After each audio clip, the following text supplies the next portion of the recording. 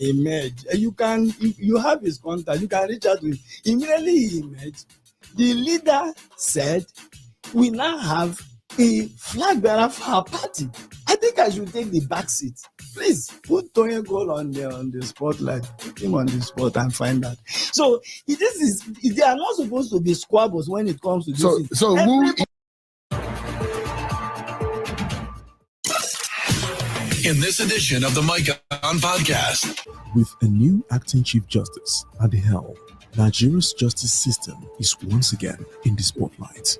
Justice Kudirat Kekereekun steps into the role of acting Chief Justice of Nigeria, taking over from retired Justice Olukayode Ariwola. But can she address the deep-seated issues within a system that has been described as abnormal by critics? In this edition of the MicOn podcast, Seun Okinbaloye hosts Dele Farotimi, a Nigerian lawyer who has been vocal about the flaws in Nigeria's judiciary, to share his thoughts on what the future holds for Nigeria's justice system and whether it will play a pivotal role in the nation's democratic journey.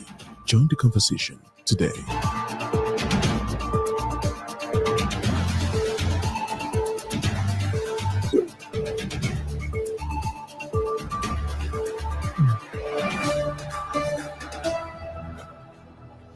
Hello and welcome to the MicOn podcast. I'm Seun Okinbaloye. This podcast is an independent show separate from my weekday show on Channel Television, which is Politics Today, and the weekend edition, Sunday Politics. Well, we've seen President Bola Tinubu sworn in Justice Kudirat Kekereekun as the acting Chief Justice of Nigeria pending the approval of the Senate. This appointment marks a change in leadership within the judiciary, as Justice Olukayode Ariwola now holds the title of a retired CJN. Justice Ariwola did not leave without dropping a hint about the challenges in Nigeria's justice system. He said a few things at a valedictory session in his honor at the Supreme Court in Abuja. He said access to justice has contributed largely to the delay in the hearing of cases, as litigants and lawyers are forced to wait for several years to have their cases decided. With a shift at the helm of Nigeria's judiciary, the question on everyone's mind is whether this new leadership will bring about meaningful improvement in the justice system or if it will be more of the same. Joining me on this edition of the MicOn podcast from Lagos to discuss some of these issues around Nigeria's judiciary is Mr. Dele Farotimi, a seasoned lawyer and an outspoken critic of the Nigerian justice system, who has expressed his concerns extensively in his thought-provoking book, Nigeria and its Criminal Justice System. Dele Farotimi joins us virtually from Lagos. Thank you so much, Mr. Farotimi, for joining us today. Good evening, Sean. Thank you very much for having me. Thank you so much. I was reading your book with some kind of trepidation, and I was wondering, it was as if I was reading it in a public space. So I was looking around over my shoulder whether or not anybody could hear me or see what I'm reading, because the fear we have about the Nigerian judiciary, it does look like you're so frustrated, you're so angry from the very first, in your preface to your introduction. You establish your disgust at some of what you have described as a rot in the Nigerian judiciary.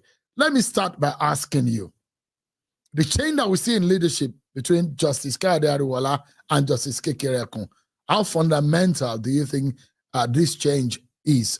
When you ask with the pedigree of Justice Kekereekun, I had to laugh because it's as if the change of name would suggest a change of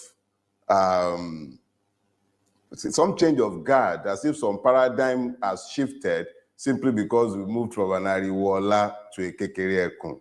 The fact of the matter is that she's a member of the Nigerian judiciary. She's at the apex right now.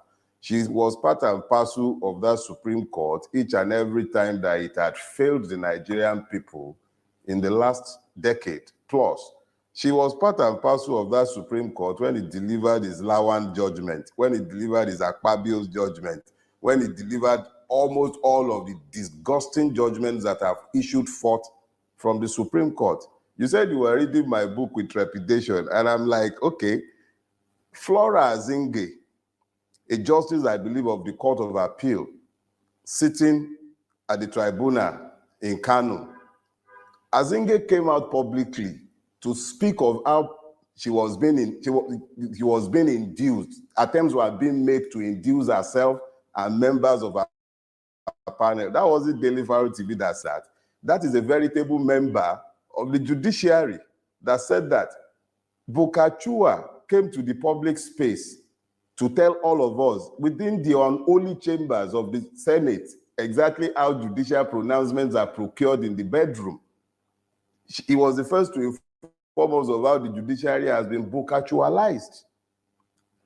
Supreme Court justices, numbering 14, came out to say that the Supreme Court, the head of the Supreme Court at the time, Tanko Mohammed, the plane driver, was corrupt. They were claiming that 80 billion had been misappropriated in the Supreme Court. These were justices of the Supreme Court that were signing petition, not Dele Farotimi now. So it wasn't something that Dele Farotimi said that led them to do that. When the United States Department of State came out with its 2021 report and said that our judiciary is a cesspit of corruption, it wasn't Dele Farotimi that said that. He didn't say so. So you have a situation where our judiciary did not become the way it is because Dele said anything. Incidentally, I believe about 2 years ago, when Justice Ariwola was appointed acting CJ, this question you have asked of me tonight was probably a mirror image of the same question Dr. Ruben Abati asked of me about Ariwola and what effect it might have, what changes we might expect from the judiciary. I told him at the time that I didn't expect anything to change. Just as I'm telling you as well, right here and now, that I expect nothing to change. The Nigerian judiciary is the way it is because that is the way the system needs it to be for the system to function. Mr. Farotimi, there are those who know Justice Kekereekun and who will refer to Justice Kekereekun in this manner. They say Justice Kekereekun is incorruptible and comes with the highest level of integrity. Would you be fair to have referred to Justice Kekereekun in the manner in which you have referred to her? Our person has been. No, you've made reference. Listen, my brother. Persons make up systems, but essentially, this is not about persons. I don't have a personal experience of Justice Kekereekun, so I cannot speak to a person. But I can speak to the institution that she is heading. And I am saying that the institution she's heading is institutionally incapable of delivering justice because the system has not been set up to deliver justice. I don't know who she is as a person, but I know what she represents. And I am saying that the institution she represents, look, don't listen to me. Listen to Ebun Shofunde SAN. Mr. Shofunde was very specific when he said very clearly that the judicial reputation is at an all-time low. That is the head of the body of senior advocates of Nigeria. Not me. I'm even a retired lawyer. I'm not a seasoned lawyer. Don't worry. It actually makes more sense for everybody to believe that I should not be taken seriously since I kukuma come across as a madman. So don't worry about me. Let's listen to the likes of Ebun Shofunde. Let's listen to I forget this justice name, the one that retired from Niger State. In the chambers at his own valedictory service, he was busy indicting the judiciary and excoriating it in the strongest possible term, not something I said. So when I say it, maybe the irreverent manner that I might adopt in delivering the truth without bothering to sugarcoat it might come across as shocking, but I am not saying anything that we all are not aware of. Our judiciary is a reflection of the society that we have managed to build, debased, debauched, completely acculturated to abnormalities. It does not deliver any justice. We're only fooling ourselves. How do you talk about justice in a situation where you spend over 5 years in court, at the High Court, over 5 years before you are even heard? I have cases involving me as a person, personal cases where I had grievances against state agencies and I sued. And I've been in court for like 4 years in one case. My matter has not been heard in 1 day. We've never been called to open our case. And yet, if that is not corrupt, what is more corrupt? Justice delayed is justice denied. Ariwola is still sitting there at his valedictory saying bye-bye, and he's talking about delaying justice. Who causes it? Yeah, and this is the manner in which I summarized your book. It's an easy read. I probably read half of it on the plane from Lagos to Abuja, and just about 100 pages or so. You said in that book, and this is how I summarize it. You said that there is a systemic corruption, inefficiency, lack of public trust in law enforcement and judicial processes in Nigeria, and you gave us some very far-reaching and personal experience as a practicing lawyer. In fact, what bothered me is the names that you dropped and the names you mentioned, which I know can put you into legal trouble, and which I know that you're a man of, you're a troublemaker yourself. Sheon, let me explain something to you. Yeah. In law, the truth is an absolute defense against libel, whether that libel is civil or criminal libel. The truth is an absolute defense. I challenge any one of them to dare to sue me, take me to that same court. The key reason why I felt myself compelled to write this book is the fact that I sought legal redress for the libel against me by one of the principal characters, and he used his clout in the judiciary to deny me the capacity to even question him. These are heavy. These are weighty allegations. You have they are not accused allegations. a They are former facts. Solicitor General of Lagos State, Lawal Pedro, SAN. You have accused Baba Afe Babalola, SAN. You have accused a very prominent person in the judiciary also of compromise. In fact, you even mentioned the retired CGN Adiwola in some of your analysis in your book.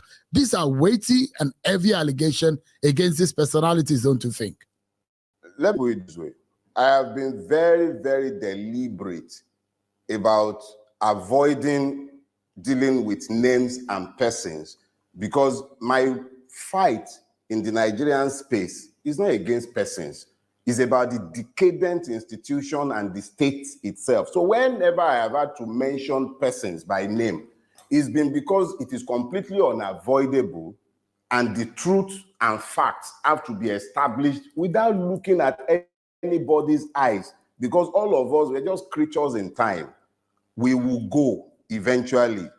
Incidentally, my confidant and friend, who was chairman at the launch of the book, has passed on. Within less than 2 months of the book being launched, that shows you the transient nature. Yes, it shows you the transient nature of the life that we live. So if I say because I'm afraid of what a human being will do to me, or I'm afraid of how my professional colleagues or people might look at me when I have spoken the truth, what of when I'm dead? What happens then? So whilst I'm here, alive and well, and able to speak the truth that I've experienced and has been given to me to speak, it is not for me to look at the eyes of Uche, me, Woju Uche, whoever know like him. They are the legal gurus now. They know the road to court. I have every confidence in the capacity of the truth, both as a shield and as a sword. Every confidence. And having said that, I say this knowing that I have told the truth. The facts are inside the court's own records, notoriously. So if people are not happy with what I have said, that's their problem. But it's not about their person, it's about the situation, the system that has allowed such levels of abuse. It is the system, not the persons. Persons will live and they will die. I will go one day just as each and every one of the persons I mentioned. But the system that allowed that kind of evil has to change. If this society is going to be one in which our children are going to be able to live with some level and measure of decency, we cannot have a system that regulates impunity and then that licenses men to act as though they are gods and citizens as serfs that they can simply trample upon their head and then use the courts to legitimize the evil. No. So you are saying what you have inferred in this book to me looks like a frustration of a lawyer who has seen the worst case scenario of what could have happened in any justice system, even in hell. And you have said, look, anybody who goes to find justice in the Nigerian system is a sheer waste of time. Does that represent your position after all said and done? To a very large extent, you are correct, but I need to, because there are nuances to this as well. Number one, it would be disingenuous of me to suggest that it is the evils that I saw in the system that led me to walk away from legal practice. That will not be true. I had already decided I was leaving when I turned 50. What happened in this case happened, I think, in 2013. So it's a story that took, 2012, 2013 is a story that took almost 12 years to write. So even after it had happened, I remained in practice for, I think, another 5 years before retiring. So it wasn't because of this. But when it comes to the truthfulness of your assertion that I had become disenchanted with the capacity of the system to deliver anything of value, you're completely correct. It had become clear to me that the Nigerian judicial system is completely unfit for purpose. Look, United Nations Office for Drug and Crimes was very clear in his indictment of the Nigerian judicial system. He says it is corrupt, horribly corrupt. That is not me. It is now my own experience. You know, when you are talking in abstracts and you are talking about the corruption of the judiciary, you are still speaking abstractly. What I have done is to offer my own first-hand experience within the system.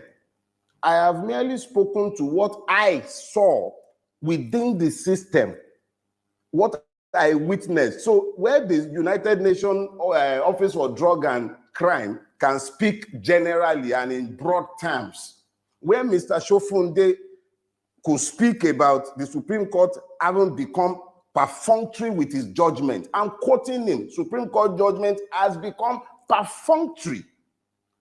This is not, those are not rabble rousers. You can say Dele Farotimi is not well, he's a rabble rouser. Those are not Dele Farotimi. Those are individuals and institutions to whom you can at least ascribe some measure of temperance, unlike me.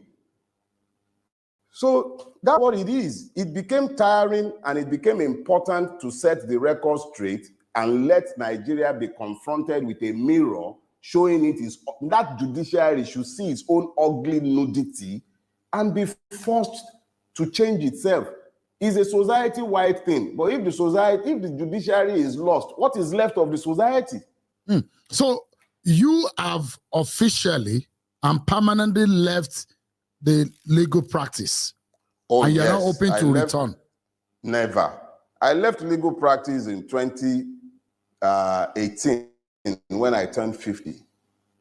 I left and I announced it to the whole world. I left my practice. I said bye-bye to it.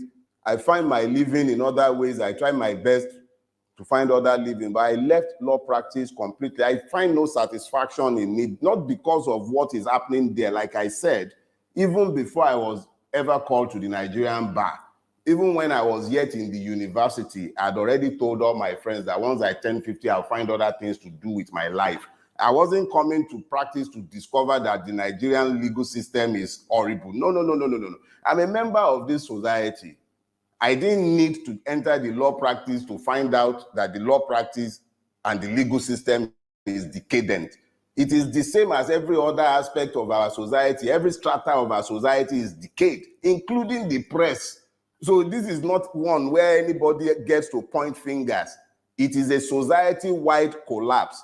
But I decided I was leaving. Let me find other living. I'd been farming since maybe like 20-something years ago. I find other ways to earn a living and to live my life without the stress of saying my Lord and my lady to people that I know, your worship, your honor to people who are less than honorable. I'm done with all of that. Well, I mean, but it's okay to still call you a lawyer. At the end of the day, whether you are fixed, retired, former, at the end of the day, I'm defined by my legal training. When I was taking the decision to read law, it was based on the understanding that I'm living in a lawless society, but it was necessary to understand the law so that I'll know the part where I have to bend or where I have to avoid. So I'm a lawyer for the rest of my life, but just not a practicing one. I'm retired. And so I'm going to the nitty-gritty of what you wrote in your book, which I may not be able to pick on every character or every experience that you have, but there is one that seems to have touched you and you became so emotional in the use of your language in this book. You describe the situation, historical factors, socio-political dynamics, and economic disparities, which you think have contributed to the dysfunction system we have within the Nigerian judiciary. You have argued that these challenges not only hinder effective law enforcement, but also undermine the protection of citizens' rights, leading to a cycle of impunity and justice. You particularly took on personalities. And a very revered legal icon, Are Afe Babalola, you accused him of corrupting the Supreme Court. You accused him of libel. And you accuse him of leveraging his influence in the judiciary to deny you justice. You made reference to a particular case. And you also dragged the likes of Mr. Pedro S.A.N. in all of this argument. What exactly was the situation? And how can you defend what you have alleged in this book? Like I have strived to explain, I am dealing with institutions and principalities within institutions. That I have had to deal with persons is, by the way, they are collateral to my preoccupation.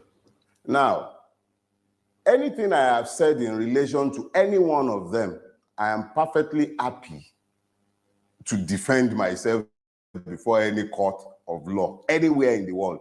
And the fact of the truth that I have told, they are all in the public space. They are in the public record. They are before the courts.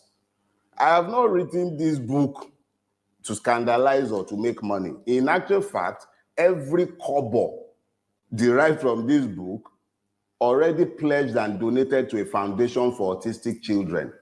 This is not for gain. But the truth is the truth is the truth. And it must be told without caring about names or reputations.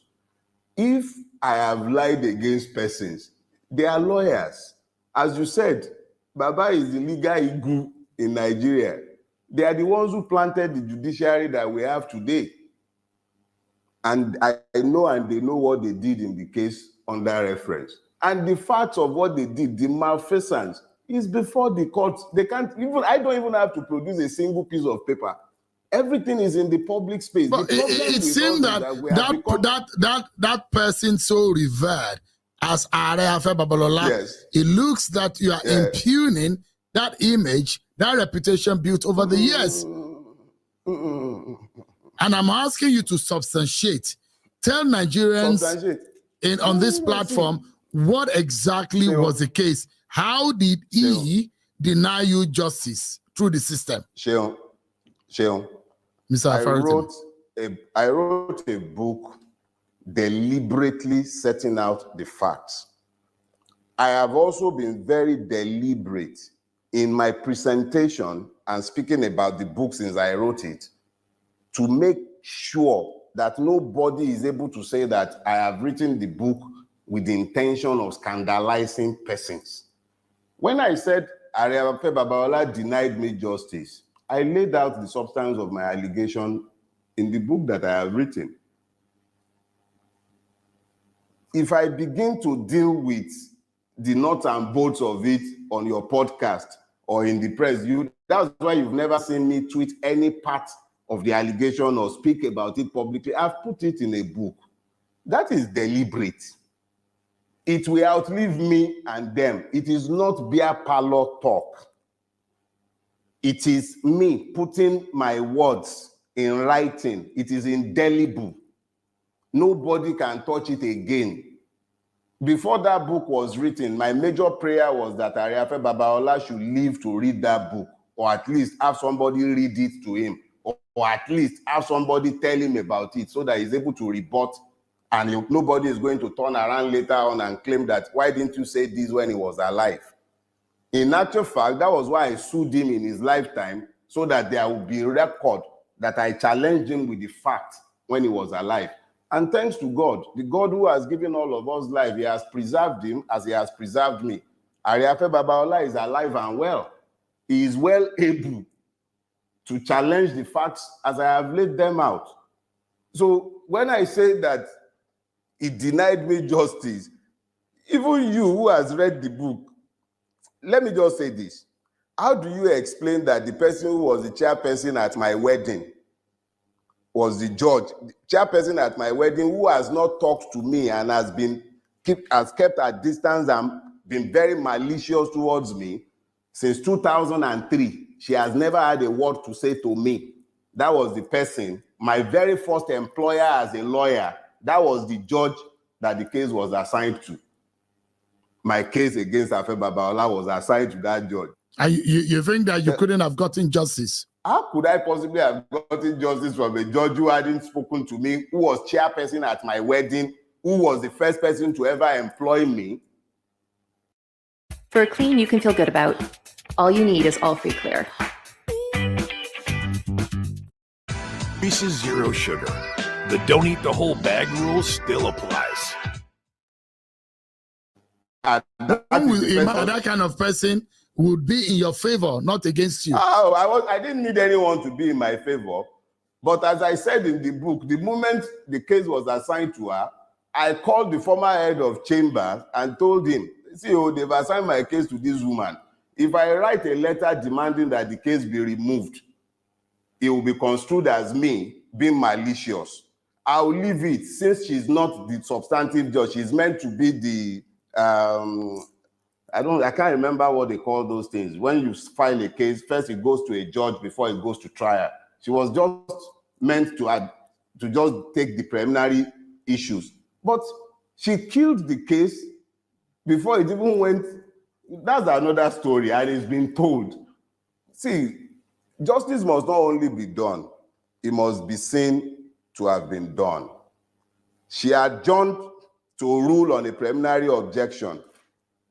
We wrote 2 letters to the court to find out when the ruling will be delivered, and copied our first chamber. Nobody ever responded. 9 months after her adjournment, she delivered the ruling without even informing us. We just happened to be in court for something else, and we realized that she had delivered her ruling without ever informing us. I have provided more. Look, my own is this. Before the book was written, I was pressured. I was under a lot of personal pressure that I must write this book and it must be in the public space, because none of us will live forever. Now I have written this book. Those who feel aggrieved by the book should do me the favor of suing me. I have not whispered in a beer parlor. I did not talk in some back room somewhere. I have written a book. It is in the public domain. If they are aggrieved, let them go to court. Maybe everybody, they tell us in Nigeria, go to court. Okay, so me, I'm saying to them as well, go to court. But you have not still told me on this platform, and perhaps a lot of my audiences who have not read the book, what did Afe Babalola do to you? You are making this sound like some personal grievance between myself and Afe Babalola. I'm saying it is not personal. I'm saying that Afe Babalola corrupted the judiciary. And in corrupting the judiciary, it came across my practice. When I came across it, I challenged it as a lawyer, and I fought it to the point where he could not enjoy the fruit of his exertion in the Supreme Court. In writing the letter that he wrote to the then Chief Justice of Lagos State, Ayomide Philip, he libeled me. He suggested that I should be derobed, that what I had done was deserving of sanction, and I should have been struck off the bar. And when I saw this, knowing what I already knew of what he did, I wrote a letter asking that he should withdraw that letter that he had written that was libelous of me. And he declined. Arrogantly so, he declined. And I sued him for libel. And when I sued for libel, the machines of corruption went into overdrive, and a case that should never have been killed at the preliminary stage was killed.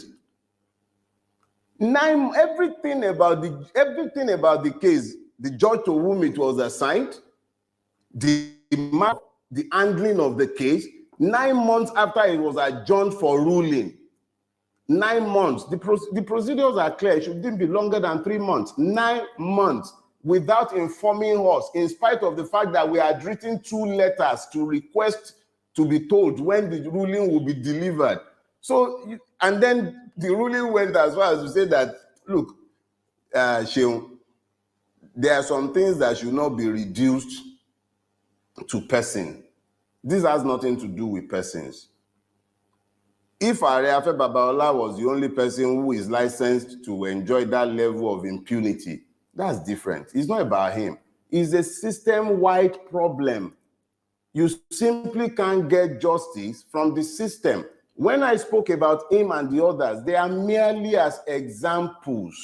He has nothing to do with persons. I don't know him as a person beyond what I have described. I think I've only ever set my eye on him once in my entire life. I described it in the book. It was at Heathrow Terminal 5. That was the only time I ever saw him in my life, and it was before this occurrence. So it's nothing personal.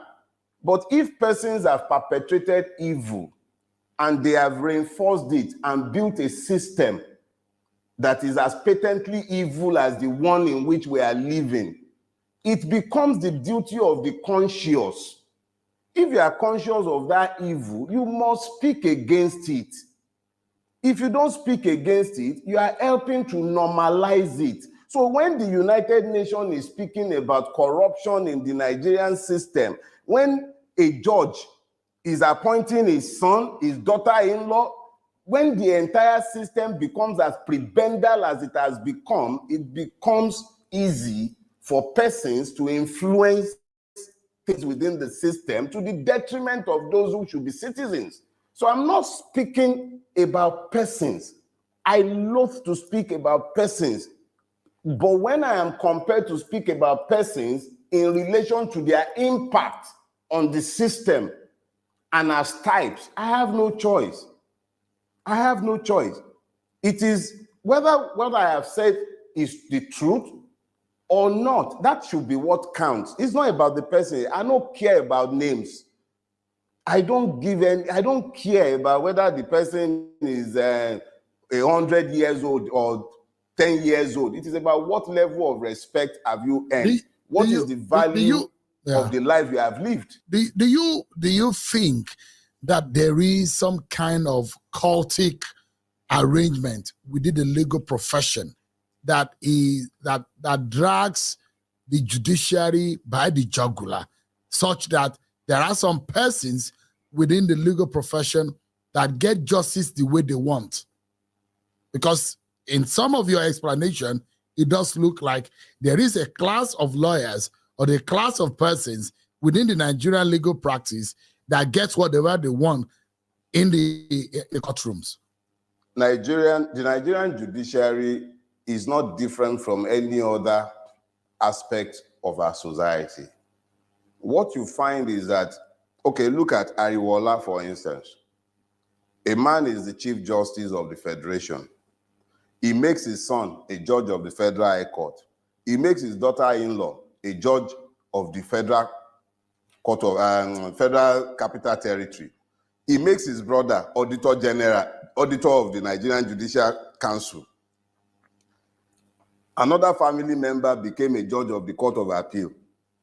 When you have these egregious abuses of the Judicial Code of Conduct, when families, when they have more or less turned judicial appointment into a family inheritance, when it is the girlfriends and wives of politicians that become judges and justices, what you find is a replication of what you have in the police, in the custom, and in every other aspect of our society. So it is not as if there is a special court in the judiciary or at the bar. No, not necessarily.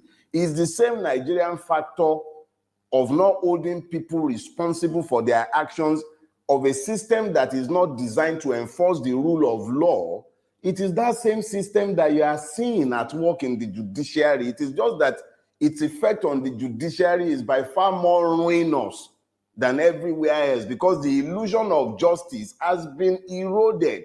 There is no longer any illusion that there is justice. Everybody now knows that you are not going to get justice from. How do you expect to get justice from a court that is constantly doing all kinds of somersaults? So it's not about a court somewhere. If there is one, I'm unaware. But I do know that with every other Nigerian thing, when some people have conquered a space as though it were to be a territory, you then find a succession of their children, their friends, and assigns being placed in offices, and the person who has appointed you, to a very large extent in a prebendal system, gets to dictate what you do. So we've managed to evolve a judicial system that works to deliver justice to the poor and to the rich and powerful, but only judgment gets to the poor. So the poor will end up in prison, the poor will end up with the heavy end of the stick, but the rich, they get justice delivered faster. If an emir wants to sue now, he will sue and they will deliver judgment within 1 week. That's why you ended up with the madness in Kano. But if a poor man needs justice delivered quickly, he's still in court for the 4 years, like I have been in court for 4 years, and I'm not exactly poverty-ridden, and yet nobody has heard me. So what kind of judicial system have we built? So it's not about persons, it's not about court, it's a reflection of who we are as a society and what we have done to our justice delivery system. It's nothing to do with any court, it's our society. There was something you said which came out to me. You said Nigeria, I'm quoting you, Nigeria and its criminal justice system are one of the most violent injustices that I've ever seen coming out of that Supreme Court. Came from a panel on which this particular justice sat twice. I'm talking about Justice Ariwola. But a lot of encomium has been on him as he bows out. President Tinubu stated that he was selfless, hardworking, and dedicated. Don't you see that your opinion of the CJN or the retired CJN differs from that of the president or some section of the Nigerian public? When agiographers presume to write history, they dress the subject in borrowed gowns, and then sometimes they steal crowns to wear for the subject. These people who are expressing all these opinions of Justice Kayode Ariwola and talking about how selfless he is, how selfless is he when he was appointing his son a judge of the Federal High Court against the clear provision of the Judicial Code of Conduct? How selfless was he when he was appointing his brother auditor of the National Judicial Council? So I'm not going to, like I said, it's not personal. So when they are busy eulogizing him and talking about how selfless he is, let them remember that the history on paper, the facts suggest the exact opposite of what they are saying. But like I said, I have nothing personal against Ariwola as a man. I don't know him. I've never seen him in my life. I've never met him. So whatever it is that they say he is, history will judge all of us eventually. History will decide whether a selfless man would appoint his son a judge, his daughter-in-law a judge, his brother auditor, another cousin, Justice of the Court of Appeal, under his watch as the Chief Justice of the Federation. So me, I'm not going to join issues with his judgment by history. I've written what I know of him, and that was what I found in coming across him as a public servant. Other than that, I don't know him as a person. I have merely given my account of what I know. Those who are busy dressing him in borrowed gowns, they can enjoy themselves. History will take those gowns off him in due course. But coincidentally, there was a matter in court with the former Minister of Finance, Kemi Adeosun. And it looked to me that this is yet another kind of frustration that you express in this book about the state of our justice system.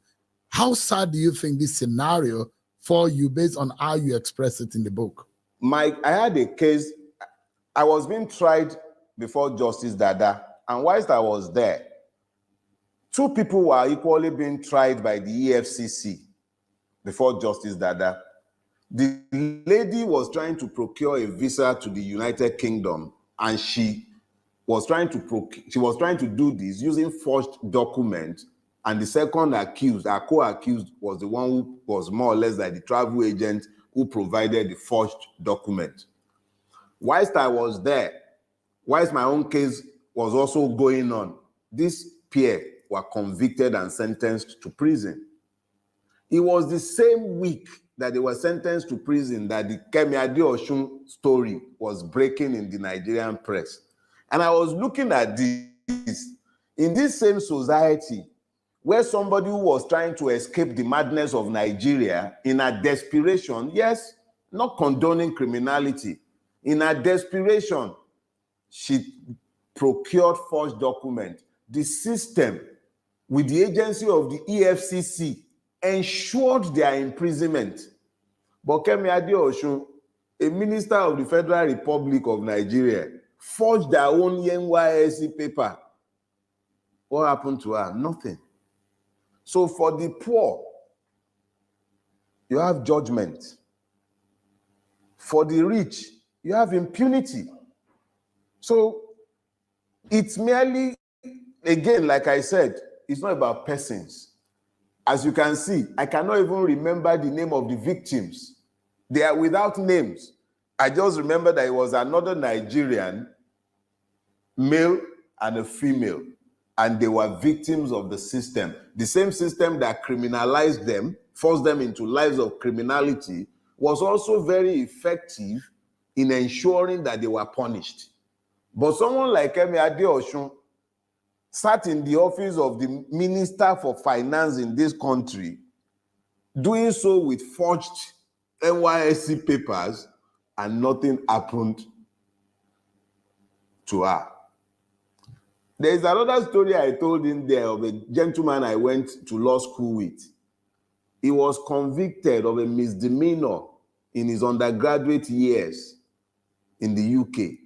The Council of Legal Education refused to call him to the bar. I don't know if they've called him to the bar now, but the same Council of Legal Education, the same Nigerian Judicial Council, he sat watching. Who has asked Justice Flora Azinge to name the senior advocate of Nigeria that was attempting to bribe her?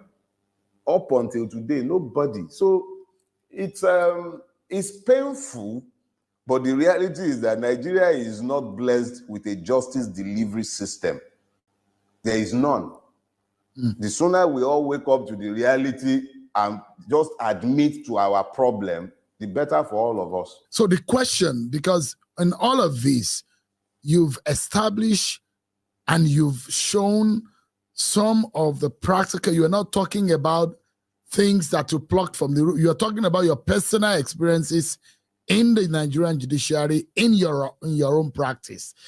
But it does look like a hopeless case for anyone seeking justice in the Nigerian judiciary. How do you think anyone can get justice? What are the hopes?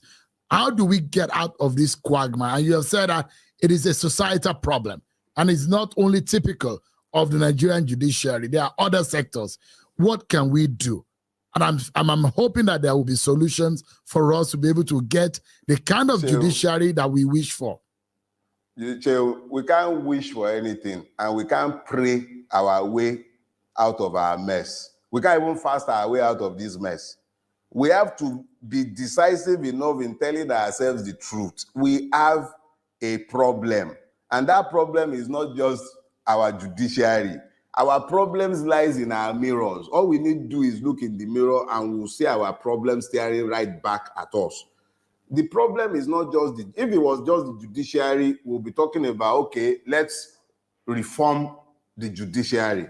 But when you are done reforming the judiciary, what are you going to do about our legislative arm? What are you going to do about our executive? What are you going to do about our police? What are you going to do about our customs? What are you going to do about we ourselves, our society? Ghanaians will not people any of our sectors. We are the ones who will still people it, and the question is, what have we done with it? So when you are asking me what the solutions might be, it is the same solution I've prescribed for the judiciary that I will prescribe for the police, that I will prescribe for our educational system. We need a drastic and urgent, radical turnaround. We have to admit to the fact that where we are is not desirable at all. Where we are, let's stop lying to ourselves that the excreta that has covered us is merely mud. It's not mud. It's foul excrete. We need to admit to it first. If we are going to walk away from it, we must admit to the undesirability of our situation. So the only thing that will save Nigeria, whether we like hearing it or not, there has to be a revolution of our minds before we can even talk about a revolution of our systems. But the system itself is what has conditioned all this to be happening, because there are no consequences for bad behavior. If there were consequences for bad behavior, this will not continue. But everybody has come to the knowledge of the fact that anything goes in our country. There is sheer impunity everywhere you turn.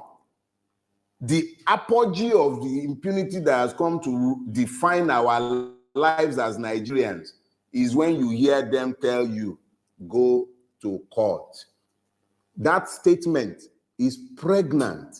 It tells us of the failure of the state that we have built.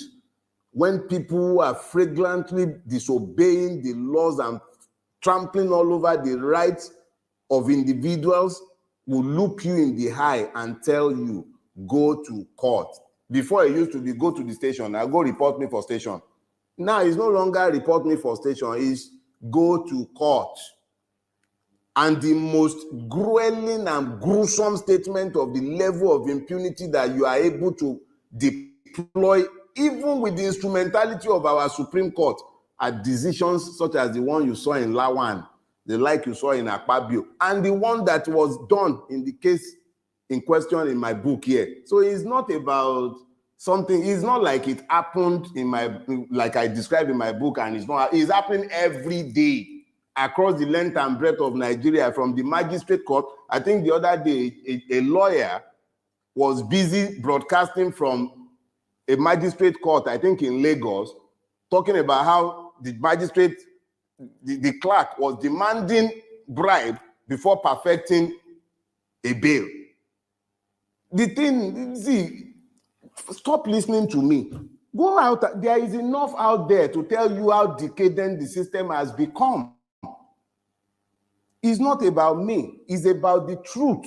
All I am doing, I think the only thing unique about the book I have written is that somebody is talking about their own experiences, and they are not doing bare parlor talk, and they are putting names and dates and facts and figures. That is the only thing that is different. I have come to paint the details. That thing that the United Nations Office of Drug and Crime are telling you blithely, talking about general, the same thing that Mr. Ebonshofunde, SAN, was talking about when he says judicial reputation is at an all-time low. That Supreme Court judgments have become perfunctory. That is not Dele, that is the venerable Ebonshofunde, SAN. Do you know that man is a doyen of our profession? Mr. Farotimi, Mr. Farotimi, can we expect any, if Justice Kekere could decide to bring out some very major judicial reforms, do you think we can see some kind of changes? And if there is a possibility, what kind of judicial reforms can you see? We've seen a 300% in the rise of pay to judicial officer. Is it a good way to start in reforming the judiciary and ridding it of corruption? You cannot have a judiciary of saints and angels if you have a country peopled by those who have no respect for the law, for justice, or for equity. It is impossible to have a judiciary that is free of corruption when every other aspect of our society is as debased and corrupt as it is. When there are no consequences for actions, people are going to continue to misbehave. So if we're talking about reforms, the reforms cannot be solely about the judiciary. It's a society-wide thing. But if we are focusing on the judiciary, you have to take a look at the process of appointment. If politicians that we have all universally agreed are largely corrupt and crooked are the ones who are appointing judges, what kind of judges do we expect them to appoint? The judges are bound to be reflective of those who are appointing them. So you need to first of all look at, one, how are you recruiting your legislators? How are you recruiting your executive? Because they are the ones who end up influencing the appointment of judges. How are you doing this? So you cannot retain this decadent system as it is and then be expecting that the judiciary would, by some magic, be different from the rest of the system that has produced it.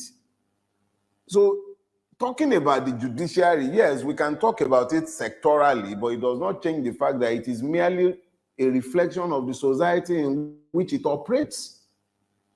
It is part and parcel of our society. Let's wrap up this conversation. But your position, politically, of course, I saw what happened with Kenneth Okonkwo, who said he no longer speaks for Peter Obi because he doesn't think that he has the grit and the firmness to be able to handle issues.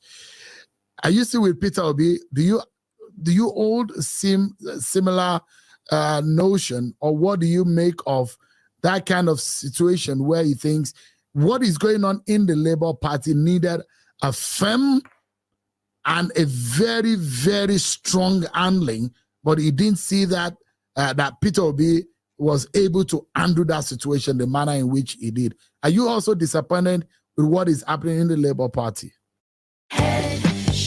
Skilled professionals helping you to be your best. Massage Envy, where better begins.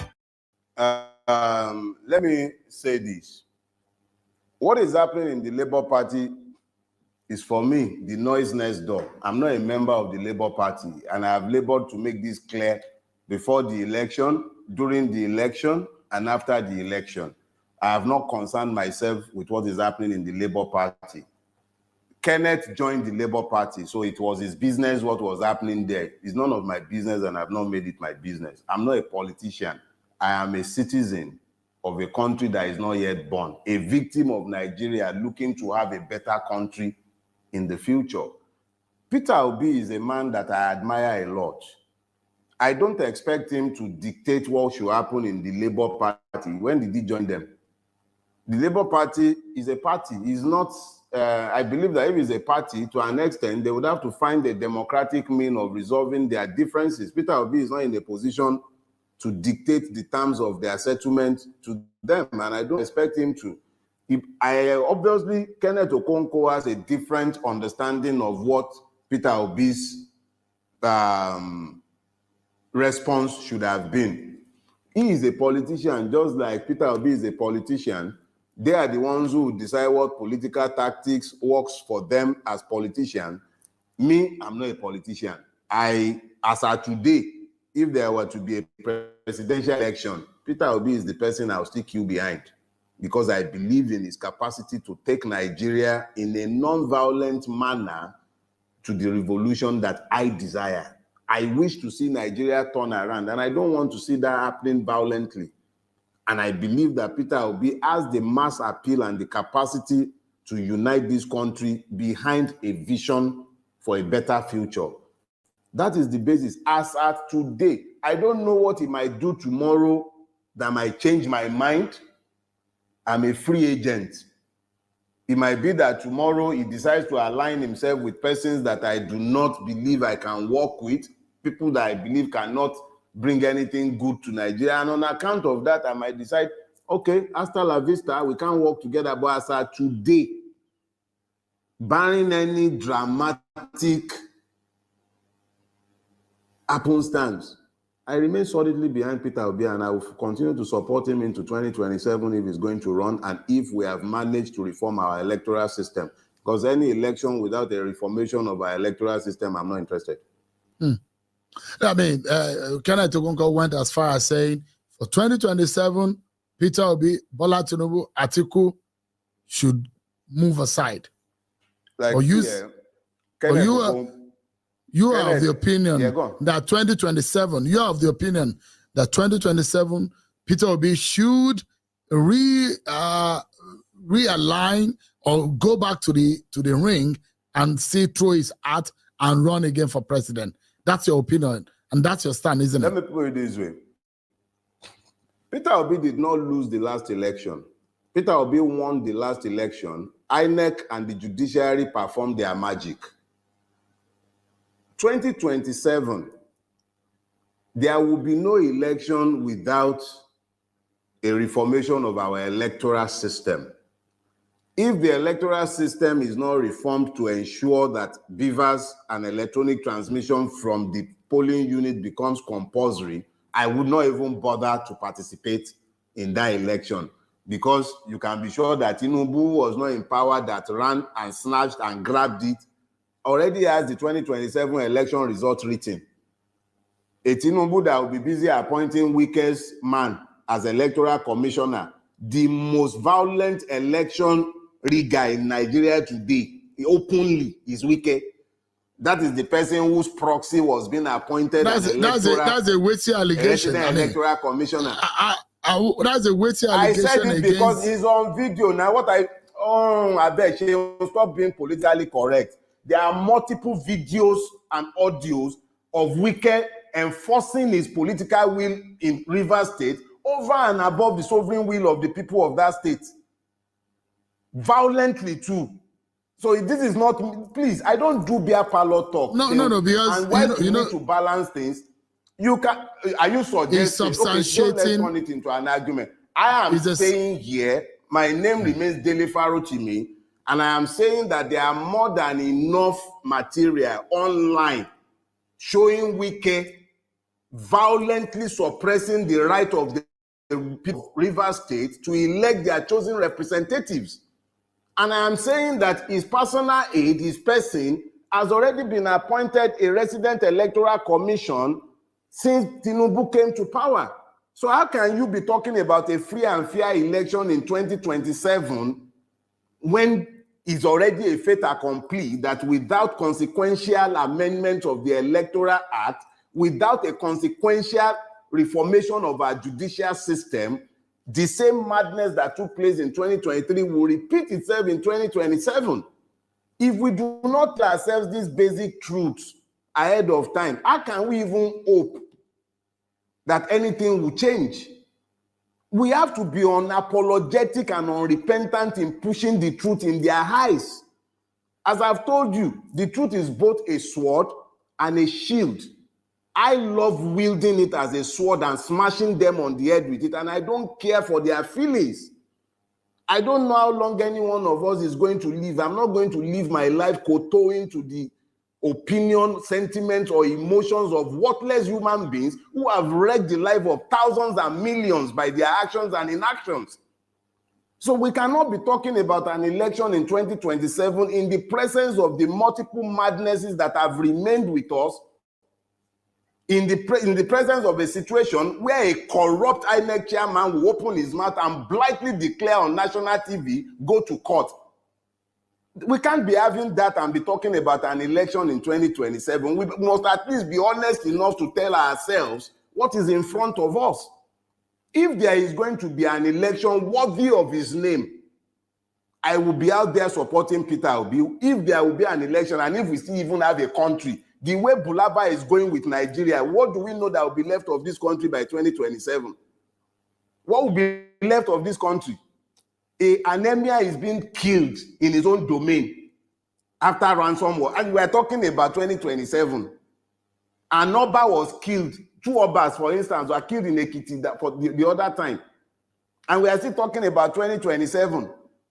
You practically don't have a functional state again. Somebody is single-handedly, without recourse to any due process, the due process law be damned, the PPP law be damned, single-handedly without public tender of any sort, be awarding a road at 4 billion naira per kilometer. And you are still talking about a country. Why are we lying to ourselves? We must, even if they will not agree, we must be unapologetic in telling these truths. Whether we would have a country in 2027 is up in the air.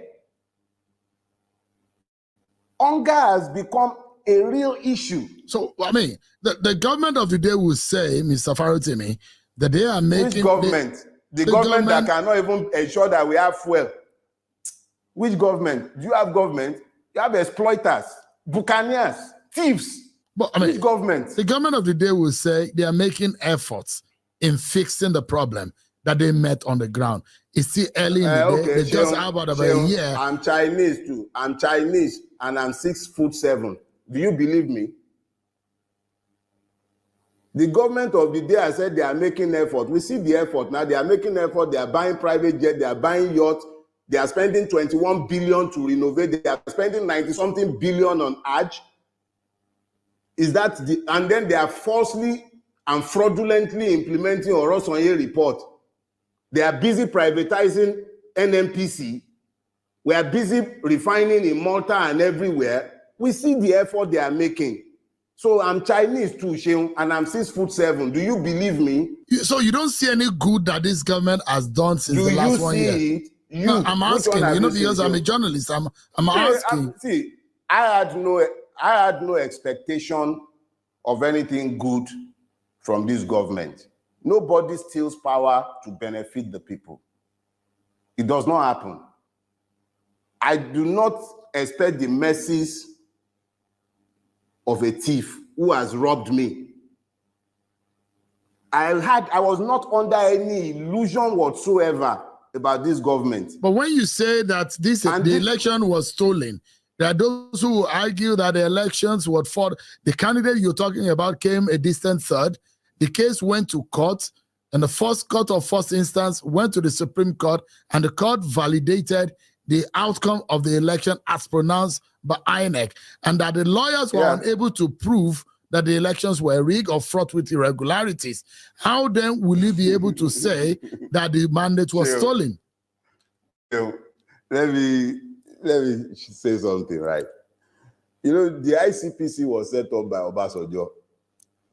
ICPC said that as of 2018 to 2020, 9.45 billion was paid as bribes to lawyers, by lawyers to judges.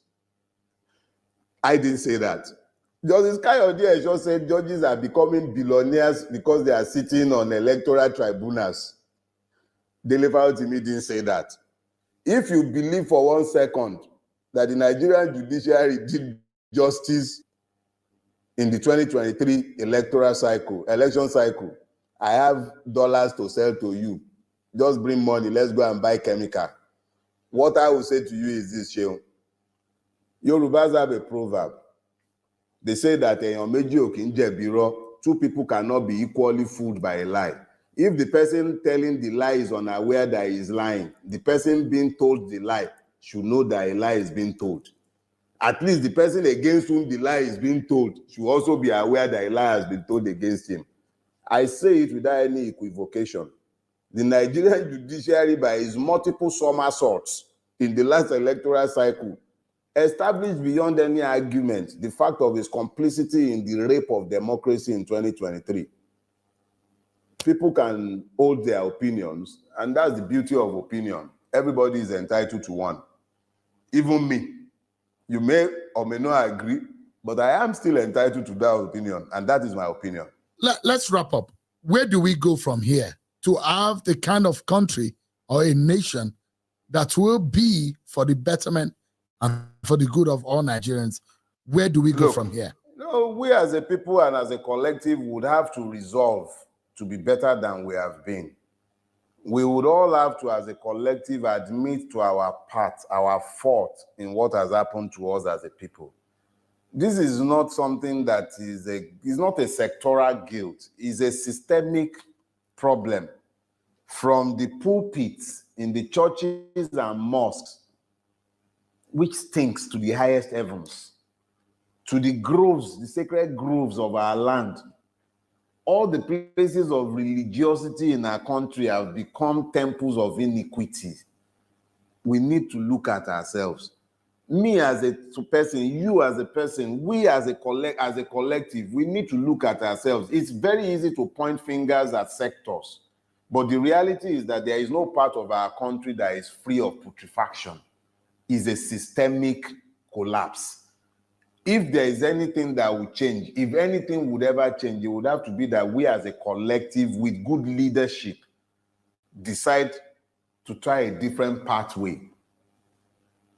Outside of that, what will happen is that by the time Kekere Ekun is leaving, you will be asking me or someone else again if the new acting CJ would be able to change the system. No single person can change Nigeria. It will take the collective resolving that they are tired of where they are before anything would ever change in our country. It has taken the collective to normalize the madness that we have become acculturated to. And it will take a critical mass, if not a majority, if that madness is going to ever change. That's what I've seen about this. Mr. Dele Farotimi, retired lawyer, a farmer, and a Nigerian. Thank you so much indeed for your time on today. Greetings, everyone. Happy Sunday. Thank you for joining me on this very, very great day with an amazing man, Dele Farotimi, on MicOn podcast. Bear with me momentarily while I switch devices so we can continue on this conversation for a few more minutes. So we're going to be taking a break in transition.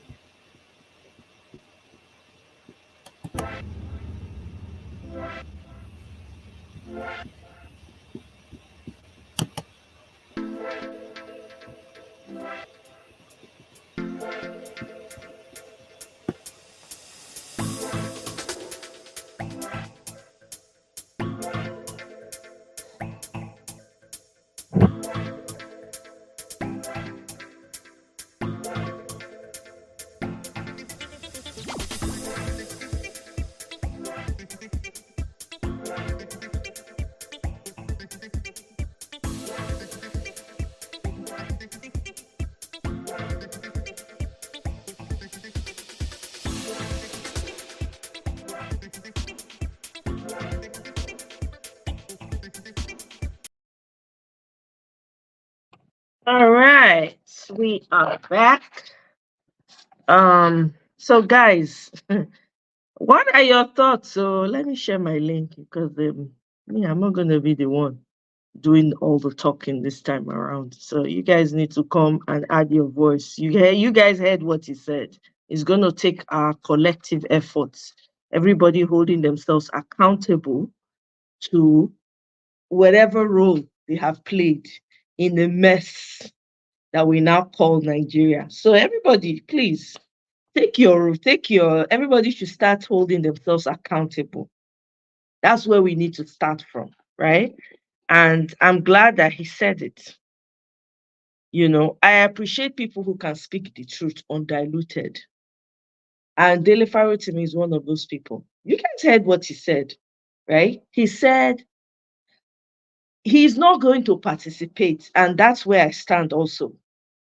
If there are no electoral reforms, if, for instance, they don't remove that man called Mahmoud or whatever name he's called, and you know that Mahmoud's time is coming up. I think it's coming up. I don't know if it's next year or so. Somebody said to me, somebody mentioned it to me, I can't remember, right? His time is coming up and he's going to be replaced by a complete loyalist, an ass licker. That's what he's going to be replaced with. So we're joking if we think that we're going to have elections that will make any sense. We're joking.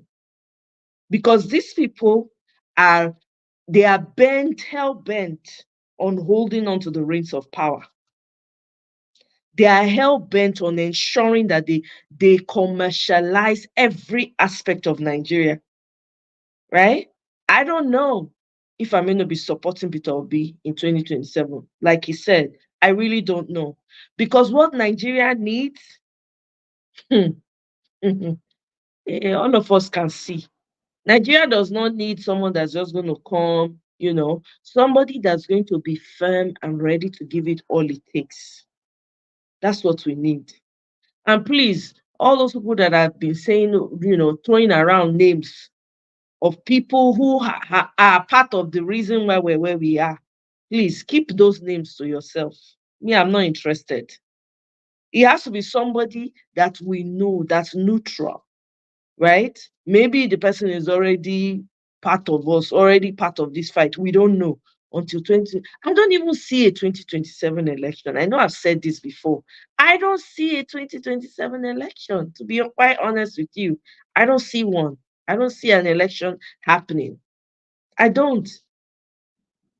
This was Kekere Ekun was sworn in without her even having to go through the process she needs to go through.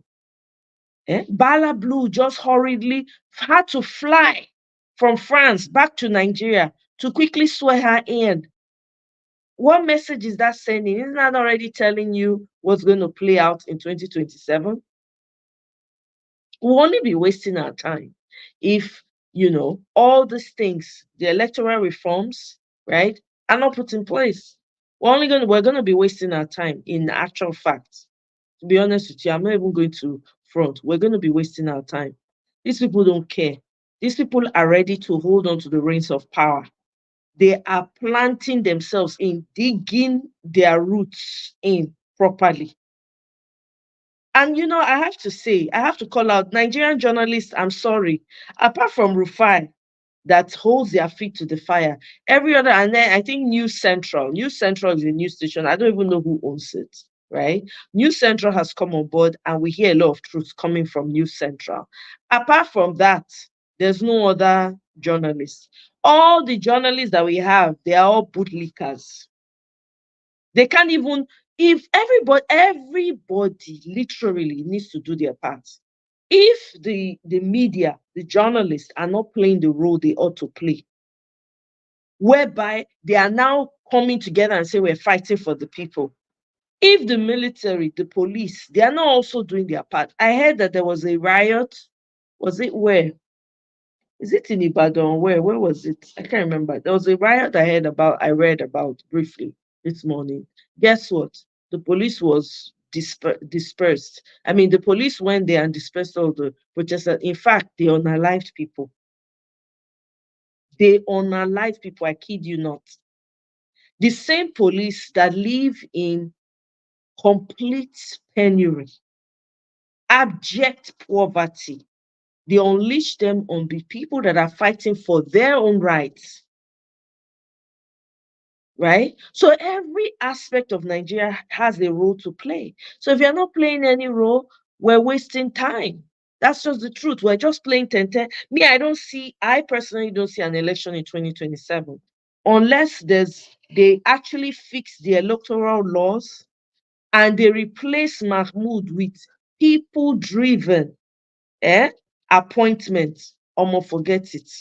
And Okoye, that is very fast talking.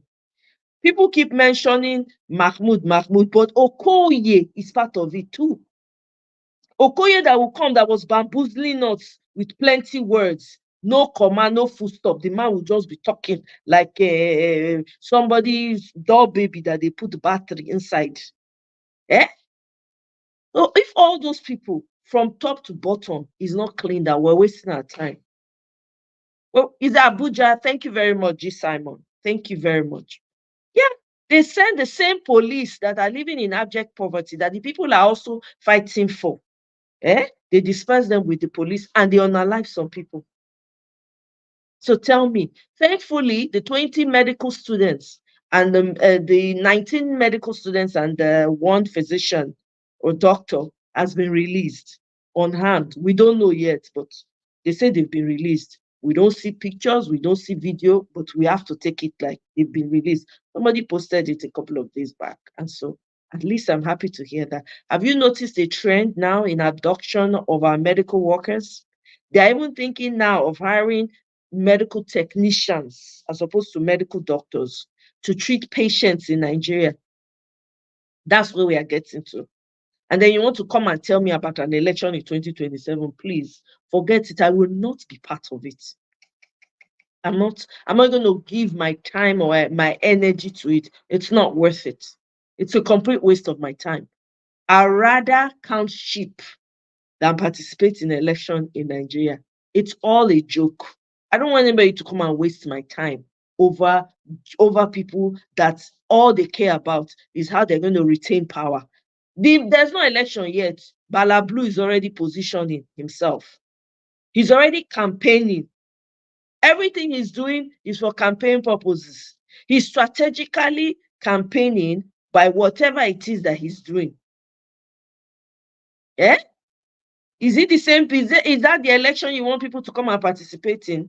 They will now have people suffer, line up for hours, some for days, even sleep at the polling units, only for them to turn around and steal it. Nah, we're not going to do that. I'm not going to be a part of that mess at all. I joined Dele Farotimi saying that.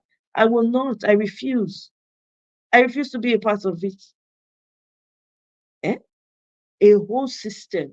The other day I was saying to someone, I was like, the entire Nigeria. So you mean to tell me there is not one elder or a few elders that can come together and talk and Bala Blue will shake? Well, we have a problem. There's nobody that man is afraid of in Nigeria because he has used money to buy all of them. And the worst of themselves have emerged because all they care about is quite obvious that all they care about is their own comfort and the comfort of their children. Do you know on TikTok, most times, most of these politicians' children, they are influencers on TikTok. They will tell you, oh, I'm going to Monaco just because. They go book tickets, go enjoy your money for Monaco. Which day was it? They were showing videos of some politician's child that was having, every day is a party. She's always having parties in her house. Always having parties. And these same children are those that they're positioning to continue the enslavement of your children. Yeah. And everybody, they fold their hand. Everybody get role to play. I keep saying it. There's only so much I can do. I can only, even to subscribe, it is hard for people. For my channel, it is hard. People go come, look, hear wetin they talk, they go come out. To subscribe, subscription last song. We're talking about building Nigeria and so that we can get the right voices out there. To subscribe, they had people. So what are we talking about? We all have a share. We all have something to share. Blame to go round. Enough of blame to go round. Mr. Ferreira, welcome, sir. Good morning, no. Yeah, good morning, MicOn. I want to. Yeah, I hope you feel better. Oh yes. I've been taking my medication and doing follow-ups and all that. Okay, Yeah. I'm glad to hear that. Happy Sunday to you. Happy Sunday. How's your family, your wife, they're your doing kids, fine. everyone? They are doing That's good. fine. We thank God. That's good. Everybody's doing fine. Yeah, That's I good. wanted to comment and not just leave you. First of all, I want to thank you. You are doing a great job. God will reward you. You see, it's people like you that history will remember. I'm telling you, people like you, people like Dele, people like Mayegun, all the people like Elvis, all the good people who are talking in this great problem we have as a country. There are some, we have problem. Some people among us are just hypocrite. We Nigerians, we have moral, our moral compass is facing the wrong direction. It's facing the wrong direction. The problem of that country is we, the elites, the educated people. There's many problems, but those who are supposed to be the candle that will shine the light, they are the one bearing the darkness. Okay, let's take, for example, look at this Dele interview you just shown with, what's his name? What's the name of that journalist? Akínbólóyè. Yeah, Seun Akínbólóyè. You see, as Dele was pushing to say the truth, the journalist was pushing back. Exactly. And you are the one who is supposed to be saying the things that Dele is saying. Journalists report. This is the truth. You see, if Nigerians don't come to terms with the truth, that's the problem I have with us as a people. Hey, how long do we want to continue to throw blind eye and keep calling something that is bad good? How long? Everybody knows that country is not good. Apart from hunger and all the other problems, there's no safety. Emir are being killed. People are being, and yet you want to cover it up. You want us to believe things that are not real. Why we are looking at it like this in our face?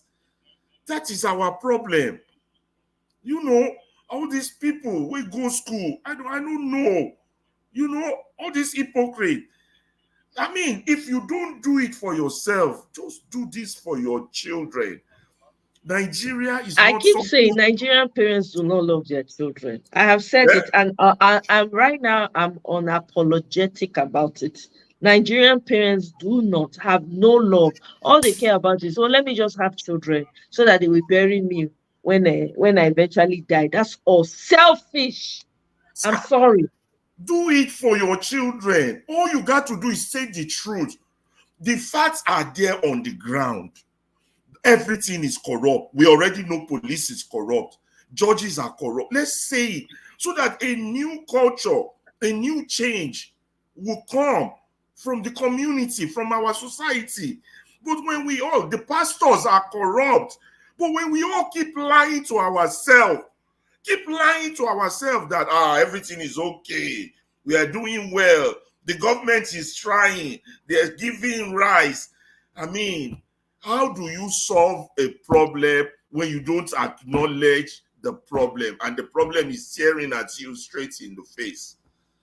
How in the world can you solve it? This way we are going, even all this talk we are doing, is only because we are trying to avoid the violence or the big explosion. It's going to happen. They keep going that direction they are going. Anarchy is setting. Anarchy is setting. But can we tell the truth? And we go school. The thing they pain me, I don't understand Nigerians. Particularly all these men. All they want to talk Arsenal and Liverpool. They want to talk stupid talk. Some people just want to hear themselves. They talk rubbish. They defend rubbish.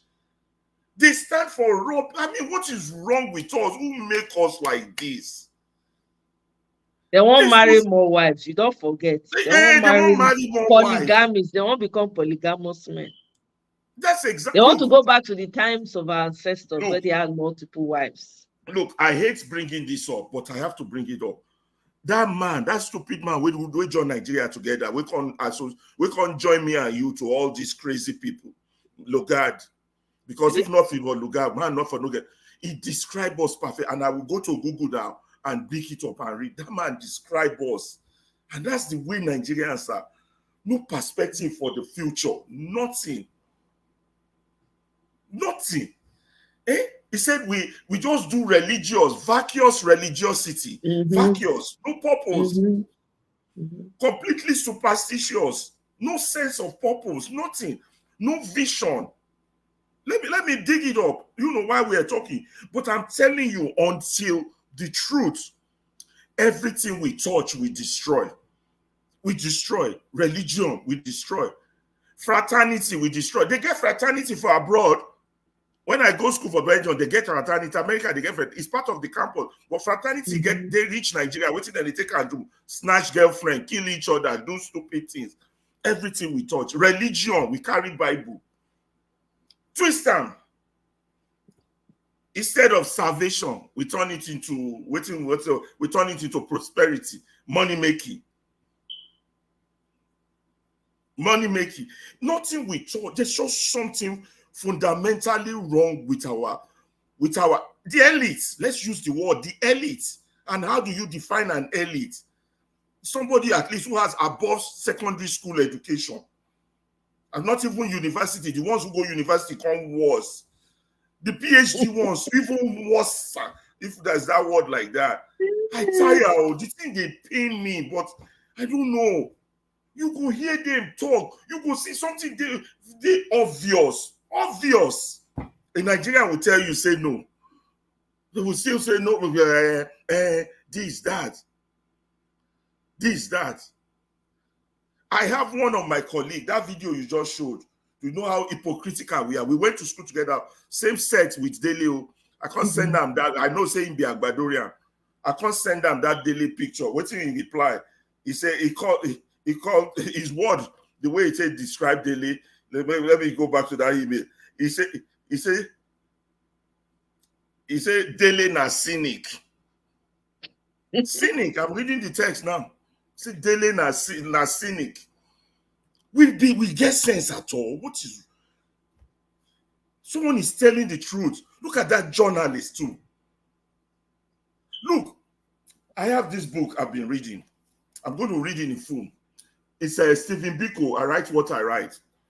This man did his analysis of South Africa, and every time I'm reading it, I'm firing the same analogy, comparison with Nigeria. But the only problem is that his own South African problem has an advantage because the problem was black and white, but this Nigerian problem is invincible. So we first of all have to pour graphite on it to make it visible.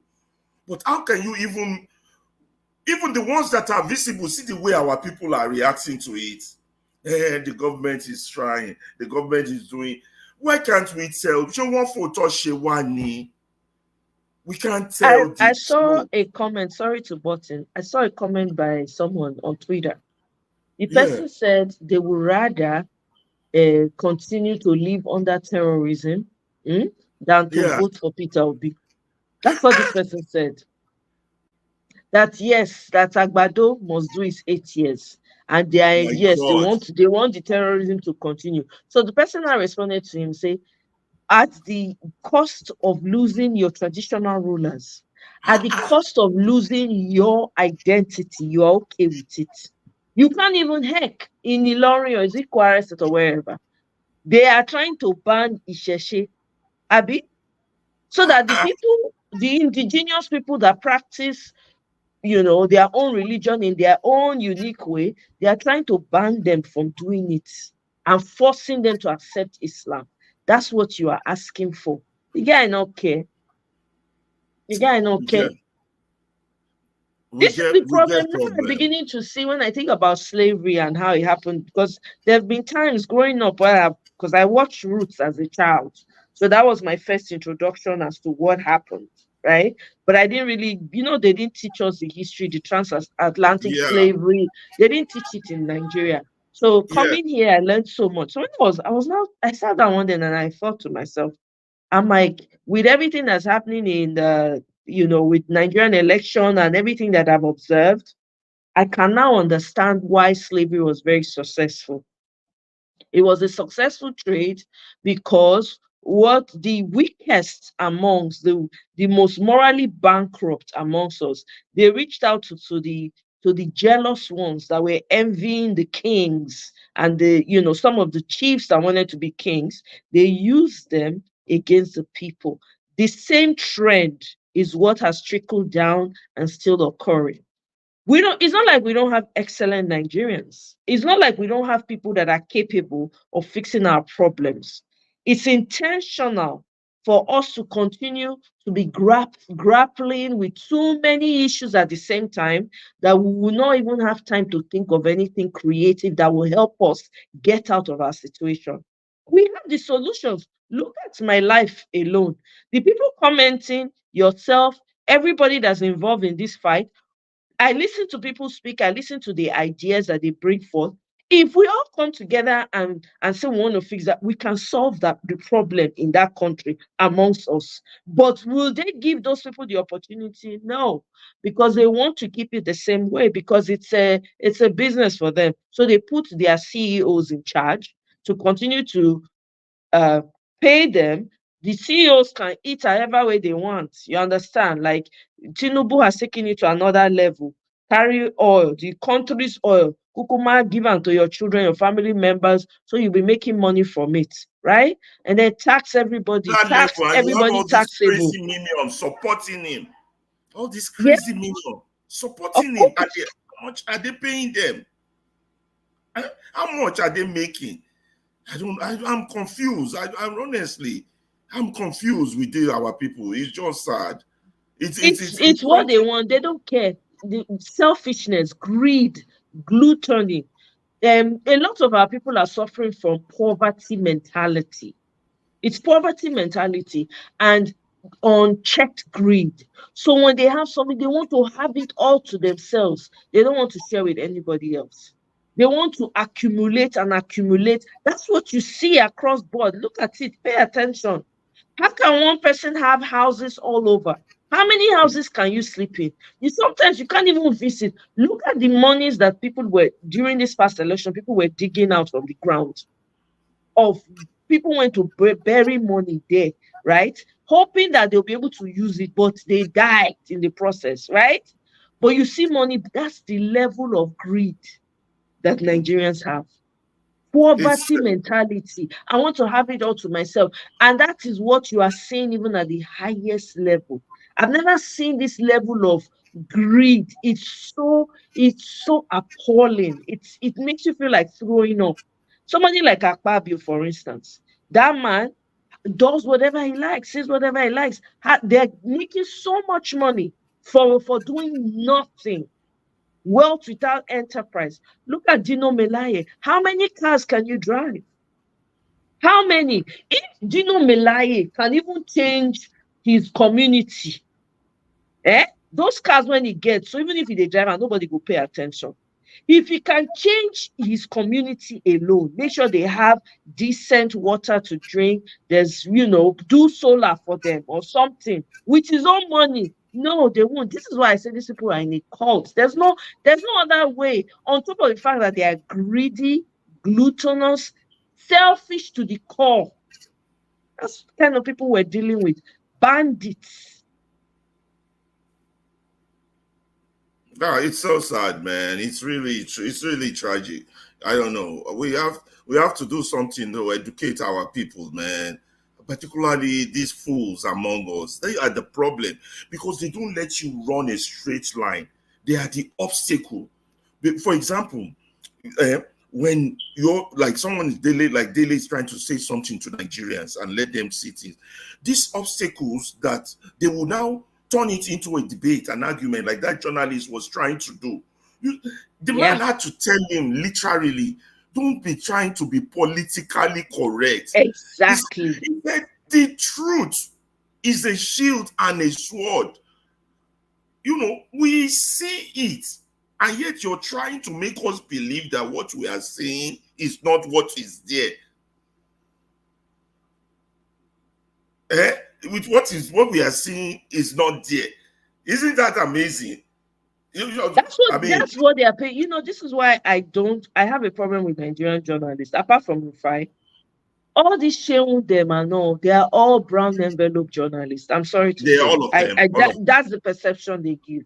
Because all of them. How can you just like you said, what they ought to be saying. Even if they are not, no, I don't mean to interrupt you, even if they are not, they speak on behalf of the government. They speak on, it's not supposed to be so. You're supposed to present a balanced side, the people's side, the government side. Balance. Exactly. But no, they are just the mouthpiece for the oppressor. They don't even Yes. go into the people to cover the news or the lifestyle of the people and report. Yes. They don't do that. No. They only do Look at what interviews. happened. And who do they do interviews with? People in government, ministers. Exactly. News is not news. News, you go in with your camera, you cover the lifestyle of the people, you talk to the people. That's what you report back. Yes. That, in Ojuelegba Street, so 5 people were fighting or they were carrying oranges. So that is the news. But not Nigeria. They sit in that office, call the guy that has created the problem. They don't even have an opposition beside him. Yep.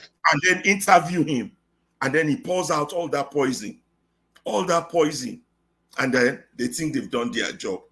Of course. What kind of job is that? Yeah. What kind of job? Let me tell you another thing you don't know. I believe that if this country truly have good people, good Christians or Muslims, it will change in one day. For example, of course, we don't have. That's the problem. We don't have good Christians or Muslims. We don't have religion is part of the biggest problem we have. For example, it's part of the biggest problem. I heard that RCGG or whatever they call themselves had a convention and there were 20 million people there. Just imagine if 10 million people march. Would we have this problem? That's why I say Nigerians don't care about their children. They don't. For you to be seeing these problems and still be denying, and none of you are joining in to find a solution, and you're still playing along. Let's do 2027. The man in the interview, Dele, made a good point. He said, very vital point. Why are you talking about 2027 when we have not talked about election reform? Exactly. Why would you even be considering? So what's going to change? We're going to do the same thing over and over and expect a different result. And nobody's talking about that now. I really think we need to start forming a very bigger and wider movement and take these people out, because this problem is not going anywhere, because the mentality of our people is worse. There's a guy on Twitter. Worse. The guy is PDOM, 99% oppressed. Yeah. This guy single-handedly fighting for the people, voice of the people. He's the one that, puts out the information that's going on in the government. They don't know how he sources his information. He was recently abducted by the police. Well, yeah, I know Since August 5th, nobody knew where this guy was. It was until David Hundeyin came and said, look, PDOM is missing. He's been abducted by what they happened. They were now trying to they were reaching out to David. Whoever was communicating with David was claiming that he's one of PDOM's people. This is what's going on. Okay, that PDOM says, he should have his password and whatever. The guy David now said, okay, let's have the password. They gave him number of passwords that didn't work. It was, I think, the last one that they provided to David that now worked. But David was also being careful, because after he tried it, he now noticed that they were trying to hack into his own phone that he was using so that they can get him as well. It's crazy. That guy is now, they said they've moved him. The police have said yes, now that they actually truly, they had this guy in solitary confinement for nothing, for 6 days, no food, no water. Wow. Now, because the news now started because people started trending it on Twitter and all of that, guess what? They've moved him to an unknown location now. Wow. That's it. Now you will expect somebody like that has fought for the people, for Nigerians to say, no, we're not going to allow this happen. Rise up for the sake of that man. Nobody says anything. Nobody says anything. The journalists that are on television, being the mouthpiece of the government, they think that they are safe. Instead of them to come together as a group and say, no, we cannot close our eyes and allow our journalists just be adopted like that. We're doing our job. Yes, we're going to be spewing your propaganda, but we're not going to allow it. None of them. Everybody is mute. Wow. Everybody is mute. We have problem. I don't know whether did somebody do something to her. What happened? What happened to, I just don't know. What happened to our people? How did we go from... Complacency. That's what happened to our people. Complacency. Everybody is doing, concern me, concern me. Make me self-rich, then make I chop my own too. Make me selfishness, gluttony. Make me self-rich, then make I chop my own. When I reach there, I will chop my own. Not thinking, no forward thinking, no vision, don't care about the future, only care about now. In fact, they go chop their children's children own join. Consign them. That is what got us to where we are. Small, accepting bribe. Oh, you are going to, they'll say, okay, give me a sister, give me 10, give me something now, give me something, right? You fall for it to give it to them, you are part of the problem. Because if everybody says, I remember one time I was at the airport, we're waiting, it was a long line. And suddenly, this man came. They say, oh, somebody came. I was in front of the line. Person now came to me and said, sorry, there's an old man who's sick. They're trying to get him through. Please, I should let the man go through. I was like, sick old man. Who am I, right? Let this man pass. Only for like 50 or 100 people to accompany this one man. So I raised the alarm. I said, what is this? You said an old man is sick. I should let him pass. Why are 100 people ahead of me? The man was like, no, sister, take it. I said, no, sister, me. What is this? This is ridiculous. 100 people in front of me. The old man can go. But can the others go and line up like every other person? This is bullshit. I was now shouting. Do you know, as that was happening, everybody was quiet until I started shouting. That's when people now join their voices too. Yes, you're right, sister, you're right. So they started shaming the man, right? Everybody that accompanied the man was now buying their head in shame. Okay, we're going through, what's it called? The airport people checking bags and all. As they are checking bags, each one of them, sis, how far now? I beg, airports now, I beg, give us something now. You they travel, give us. I tell them, I say, if you give me something, I will take. I just laid my dad to rest at that time, right? So I said, I just lose my papa. So if you give me something, I will take. A fatherless child needs money. Give me something. Yes. And I told them, they were looking at me because they felt that maybe, I don't know what they were thinking. The next person I was checking the bag, the same thing. I say, oh God, you give me something. Me self need help. I was now shouting, me self, I need help. I need help. Until I got to, even when at the point where we're boarding the aircraft, there's a final search they do for hand luggage and all. This particular person that was searching me says, how far now, give me something, even if not t-shirt. I say, me said need something, sister. I beg. Me said they beg you. Give me something too. It's crazy. So at every step of the way, right? Everybody, one way or the other, it don't affect you. You're going to get. I went to passport. I remember when I went back to Nigeria to renew my passport. I was in Nigeria and I renewed my passport. I went to the passport office. There were people who didn't even show up for their interview. They just gave them passports. Those of us that did good citizen came to the passport office. I spent the whole day in the passport office trying to get my passport. Meanwhile, people were coming, bang, bang, bang. They give them fresh passports for our front. It is messy from the granite seller. You go to market. I always use that as an example. You go to the market, you want to buy a cup of beans. You want to buy a cup of beans. They will tell you, say, a cup of beans that they sell, but you don't know, say they don't have that cup of beans. Under, they don't pad them with something. So when they're selling you a cup, it's not really a full cup. You're actually getting half of a cup or a quarter of a cup. So you think that you bought 20 cups of something. A lie. You are getting only 10 or less. It's crazy. So we ourselves, there needs to be a transformation. And the quickest way this can happen is the church, right? Thank God for the likes of Abel Damina and the likes of Prophet El Isabuba that are spitting fire from their pulpits and, new pastors that I see now, because Nigerians are church now 5 and 6, you can't divorce Christian from it. Yeah, there's a And follow must. like Mumu. Exactly. So those Like ones are Mumu. coming up now and getting, we're getting fresh voices speaking against. That is the quickest way it can happen. But Quickest if way the for likes of transformation. Adeboye will speak, the likes of Oyedeko will speak. We're not going anywhere. Well, no, those ones have polluted the minds of the people, make them dumb and kill their brain. Kill their brain. Yeah, so we need victory. a I tell them, I say, me self need help. Everybody, every person that was searching me, please find something. I say, me self, as I did, I need help. If you find me 1,000, I will take them. Then they look me. They were looking at me like they were shocked at my reaction. I say, I need help. I don't lose my papa. Fatherless child need help.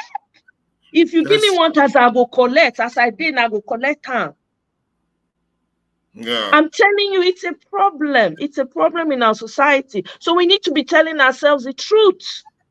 Okay, you send your children go school. Some of them don't even attend classes. All they need is to have money to bribe lecturers. And then buy off handouts and they pass. And your children come out of school, they can't even speak. They don't even know the meaning of the course they studied. They can't even write their course out. They can't even speak a sentence, speak in a coherent sentence. They can't. Yes, they can't. There's like nothing in their head. Nothing. Exactly. I don't know. Okay, they say they want student union leader. You are having the presidency get involved in choosing a student union leader. Make it make sense. That doesn't make sense. That doesn't make sense. We have to, we just can't give up. That's just one thing we know. We can't keep quiet. We can't let them be an obstacle to us. We back them aside. And like the way you were dealing with them, when the other one I was listening to the last show, as they will come, this is a family matter. You're not involved in this conversation. Out. You see, once we've recognized them like that, because once you allow every Tom, Dick, and Harry in those, they start to obstruct your ability to send the message out. And I notice that's primarily their objective. Oh, yeah. That's what they come there for. They always plant people there to distract. Yeah. You have to understand the fight you're fighting a generational fight. There are people who are benefiting, right? And they have the resources. So they were able to plant people in. The moment you recognize that, as long as, that's why consistency is very important. If you're a truthful person, stand on your truth. Don't try and be like somebody else. Don't try and, okay, you want to do, then you throw in. It's not going to work. That's how they can infiltrate.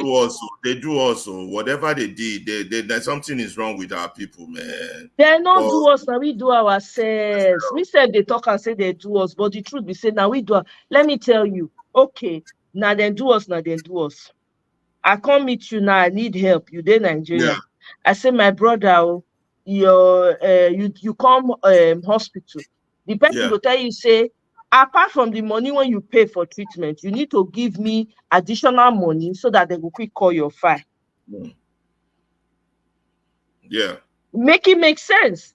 Is it not up to you to say, no, you don't have to give me money. You are here because you don't feel well. Don't worry.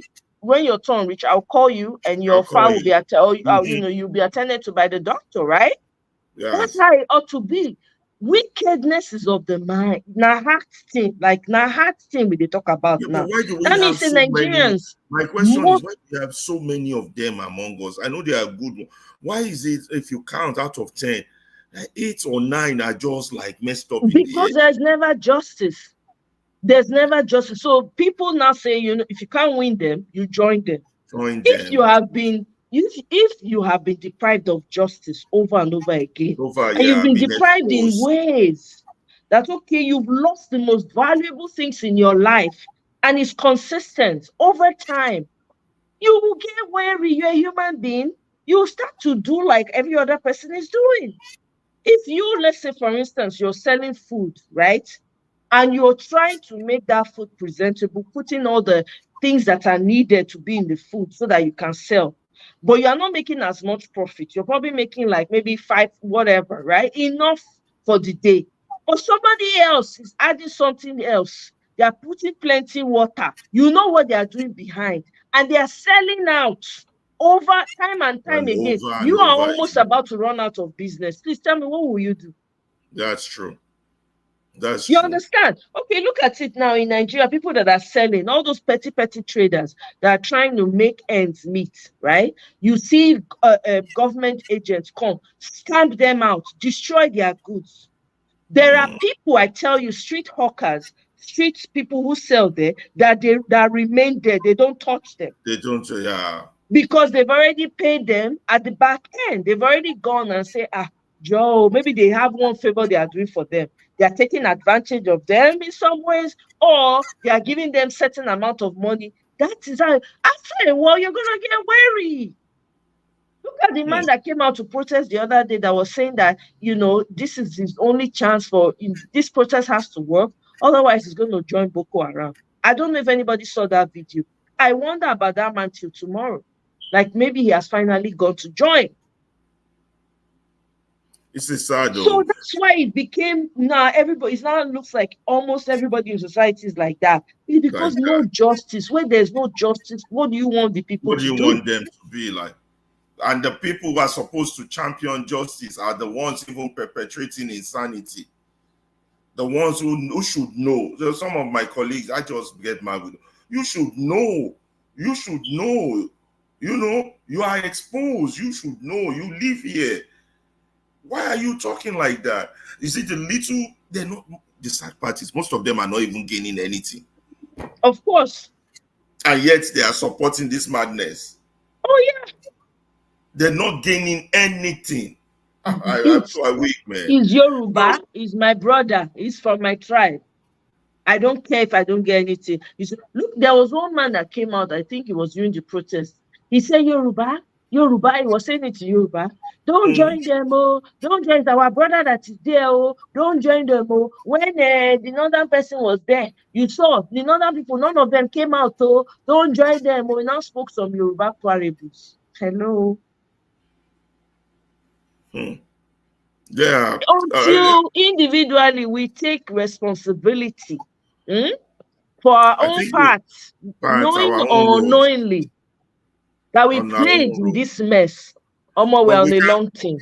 We can't give up on that country because it's ours. We have to increase our movement. We have to connect with the right people. And if we have to form whatever we need to form, a movement, an organization. My only fear is that I don't believe this political electioneering thing is going to lead us anywhere. It's not going to work. It's not going to work. Let's not even waste our time. I really believed in the system being turned down and connect with the right people to help us turn it down. It's the opposition that I'm getting from that, because one day I'm going to when I really have to, I'm going to give you I'm going to do an analysis of each Nigerian people. I'm going to compartmentalize them for you to see. This one, they are with the system, knowingly or unknowingly. This one, they are not with the system.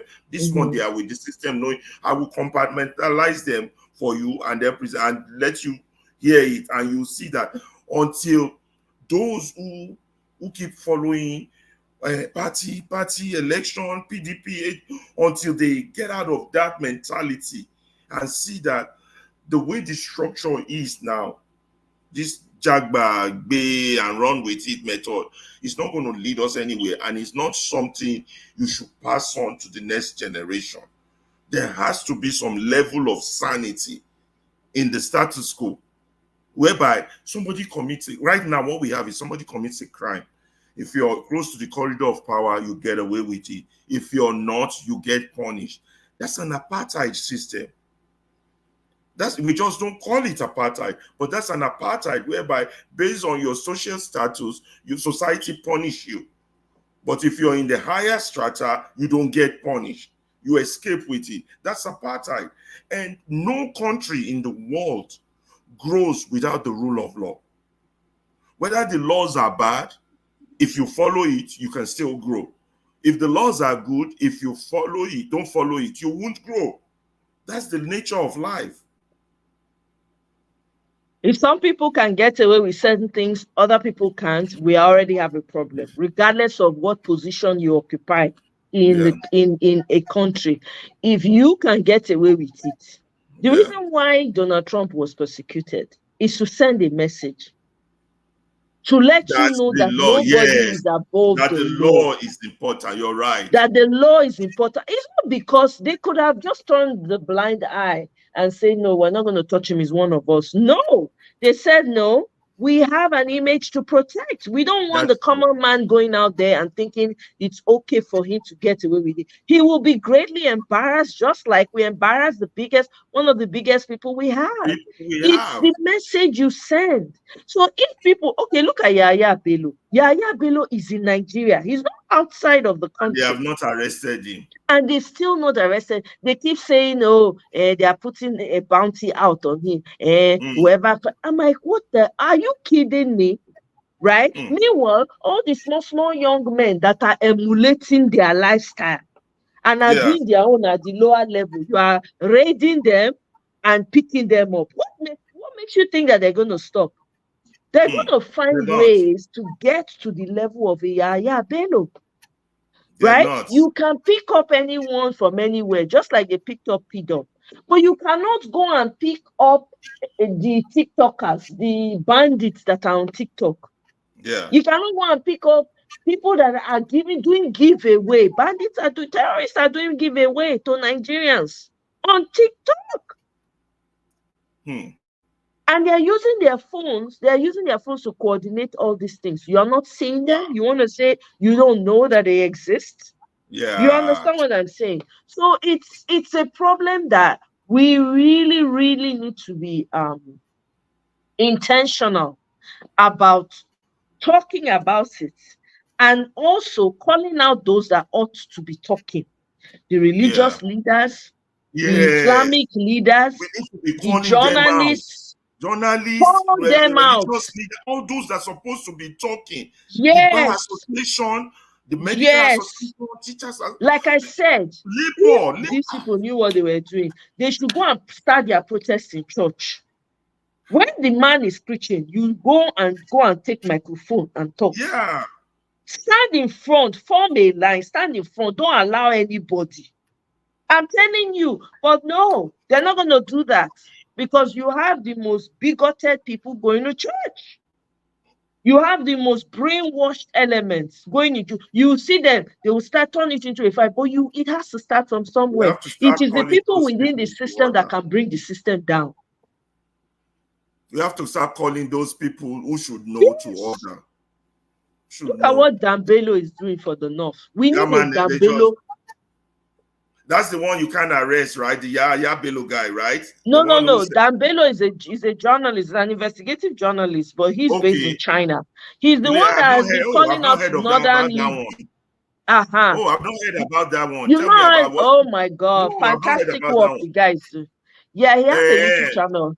Yeah, but he does it in Hausa, but he transcribes in English. Oh, the Hausa guy. Yes, the guy. Yes, he's the one that broke down how Tinubu is making money for Malta. This is their Malta refinery. He broke down the amount of money. He's the one that's called out Ganduje and his wife. That Ganduje's wife, there's a company opened in her name, 44, I'll be 24. I'll be 54 accounts in her name that they are siphoning money to. The guy is doing serious work. We need somebody like that in every part of Nigeria. Every part of the country. Every sector. In fact, if you can take that message and translate it in different languages so that people will understand what's going on. Because that guy is single-handedly giving the northern elite headache. No, we do need... They were looking for him to arrest. They're trying to arrest him. We need a very powerful media where all these activist talk will be the station will be running 24 hours. And exactly. In Nigerian houses, in the language Nigerians understand. Yes. So that every clips from every commentator, everybody that has a medium, anything that will keep sensitizing the people. We need those, and we need to start holding those elites accountable. Call them out. Those pastors, whatever, and all these fake people, they're all fake anyway. I can't stand them. But the ones that hurt me the most are my colleagues who should know better, and yet they are on this negative side. Oh my, yeah, I won't be able to stay long because no, I'm even about to round okay. it up as well. I have errands to run myself. Thank you very much for giving me the opportunity. But keep doing what you're doing. I really appreciate what you're doing. And let me text me. How do I add you on Twitter? I still don't know how to do this Twitter thing. Okay, what's your handle on Twitter? I should have followed you that day. Oh my God, how do you know? Is it your name here, right? My name, it's not my phone. It has some number on it. Let me see if I can find you with this name that you have. It's number 13 something. Let me look for it. There are many like your name. How do you know your handle? That's the first thing you need to know, right? Yeah, it's on there to be at. Oh, at FER 83910. Okay, at FER 83910. 83910. Okay, I found you. Okay, I followed you now. Okay, perfect. And when I will prepare some things we're going to talk about, and then I'll let you know. Okay, no worries at all. I got to run. Yeah, no worries. Thank you so much for joining. No, thank you. I'm going to be wrapping it up myself. Yeah. Okay, have a wonderful day, and please take care of yourself. Yeah, I'm popping. Yeah, I know. It's too early for me to go join our ancestors. I'm too young. I know it's too early. We still need you here. There's a lot of work to be done. You are not chickening out. You are not going to go lie. We have plenty of work. All right. Thank you so much. I appreciate it. Yeah. Bye. Kene, how now? Kene, you are coming late too. Now replay gang. Now you did now. You came late today. We don't talk plenty. I'm sure you already saw the Dele Farotimi video, right? I'm sure. Kene, nothing passes you. I know that you've already checked that out. So that was the video we played earlier, and we just kind of talked about it, So I'm about to wrap it up now. Thank you so much, guys, for joining. Victory, thank you. Esther, long time. I know voluntary slaves who have chosen to live in spiritual bondage in the name of tribalism and reality. I'm telling you, sister, you couldn't have said it better. I'm telling you. G. Simon, thank you very much. I appreciate it. Thank you. You watched Dele on yesterday. Okay, so that's the one I replayed today. And, I just wanted us to talk about it a little bit, So we gave our 2 cents. But you can watch the commentary. Since you watched the video, you can just watch the commentary after. Anyway, guys, happy Sunday once again. I hope you have a wonderful day. Rest, kick back, chill out, watch movie, Netflix and chill if you have. For those people who watch TV, for those of us that like to read book, happy reading your book and everything. Oh, I have a recommendation. There's a book that I am currently, oh my God, it's on this other device. Let me see. Let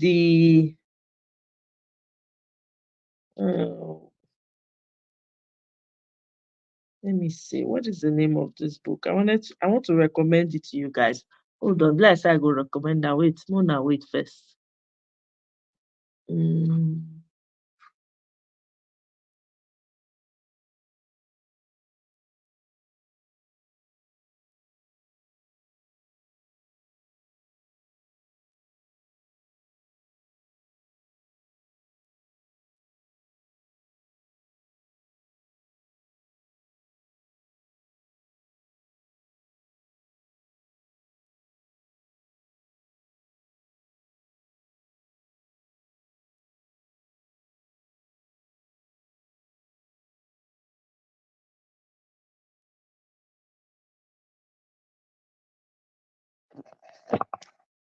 All right, I'm back. So it's the destruction of African civilization.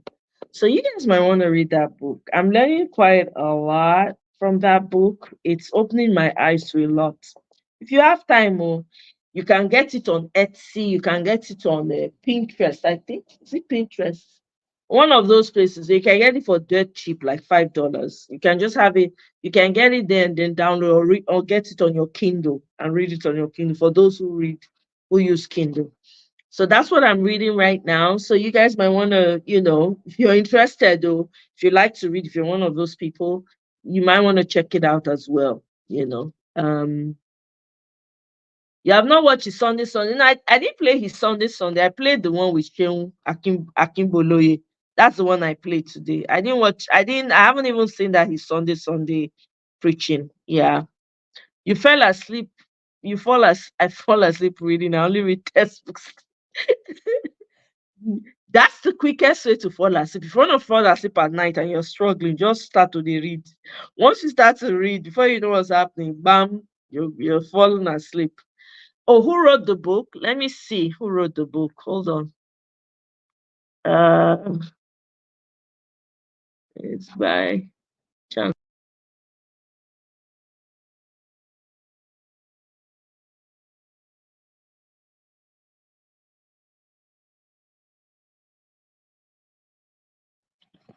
It's by Chancellor Williams. That's what Chancellor Williams. Let me spell it for you. The Destruction of Black Civilization. Let me see. Actually, let me use this other device. So that way. Let me use this other device to type it out. The Destruction of Black.